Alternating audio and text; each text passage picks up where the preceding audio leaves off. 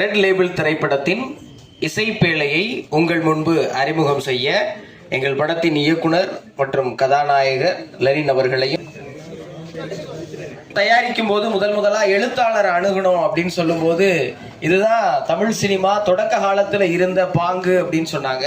அதே பாங்கிலே இசைப்பேழையும் தயாராகி இருக்கிறது. மரியாதைக்குரிய எங்கள் சிறப்பு விருந்தினர் ஆபி உதயகுமார் சார் அவர்கள் இசைப்பேழையை உங்களுக்கு அறிமுகம் செய்வார். ரெட் லேபிள் திரைப்படத்தின் இசைப்பேழை இதோ.